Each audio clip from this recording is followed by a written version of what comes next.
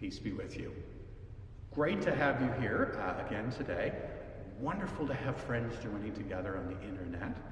And today is called Ascension Sunday.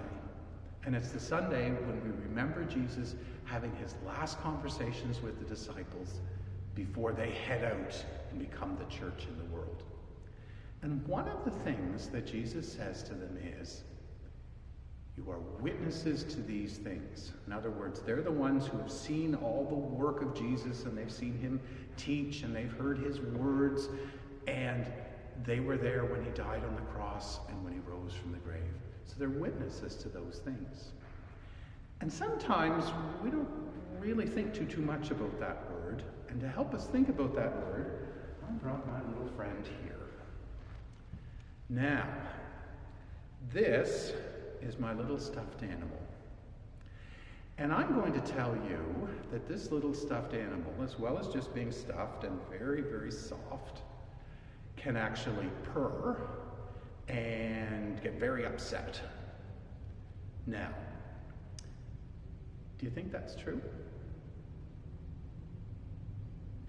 Well, the truth is, you might say, do you know, I've got a Hatchimal, or I've got a Pomsey, or another sort of stuffed animal that makes noise, so I think that might be true. And some of you might be thinking, no, none of my stuffed animals can do that, so I don't think that's true. But do you know where you really make your decision?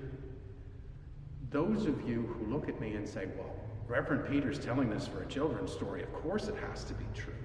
Or it's a minister talking to us, so it must be the truth. But perhaps even more so, you'd say, well, you know, Reverend Peter's never told us lies in church before, so I think he's telling us the truth this time.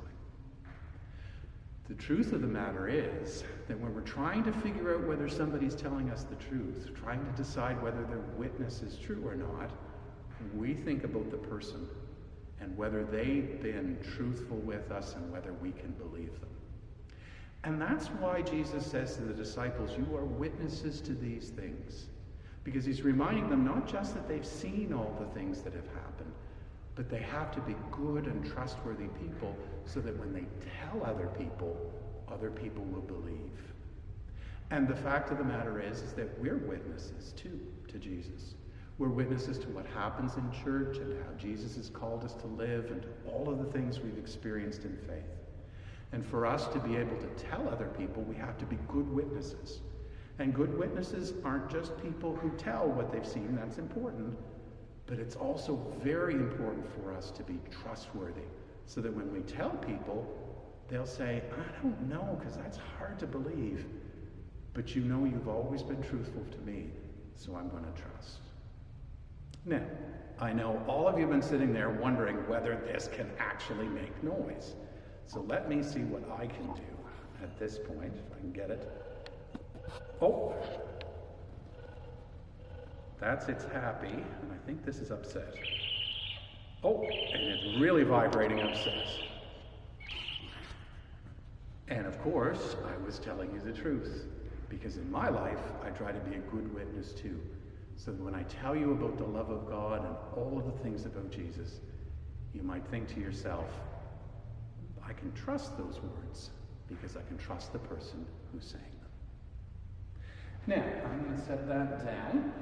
We are, as I mentioned, 1 week away from Pentecost, and Pentecost is the time when the disciples, the Holy Spirit arrives and the disciples spread out into the world and start to form the church. And so this is the last week for the Pentecost Challenge. And there is the link below, wherever you've seen this video, and there's a page for you to color if you're able to print it off. If you're not able to print it off, you can certainly get out your crayons, craft supplies, make me a beautiful picture of fire and Holy Spirit, and you can do doves and disciples, whatever your heart wants to. And if you have somebody take a picture of it or scan it, if I have them before Friday, and that would be let me count in my head, the 29th, then I'll be able to put them together in the video for Sunday on May 31st. Okay? So that's the Pentecost Challenge below. Of course, below this video, wherever you're watching it, there is some crafts for us to do, there's some coloring, and there's some other material. and I certainly would invite you to participate in those. In my house, we've always done some of the activities below, not always all of them, but we've done them, and we found that while we're doing them, we talk about the stories and we talk about faith. And I hope you're able to do that too. Now, before we finish, why don't we join our hearts together and pray as Jesus taught his disciples. Our Father, who art in heaven, hallowed be thy name.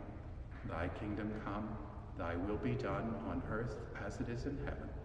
Give us this day our daily bread, and forgive us our trespasses, as we forgive those who trespass against us. And lead us not into temptation, but deliver us from evil. For thine is the kingdom, the power, and the glory, forever and ever. Amen. You have a good week, and I hope to see you next week, which will be Pentecost.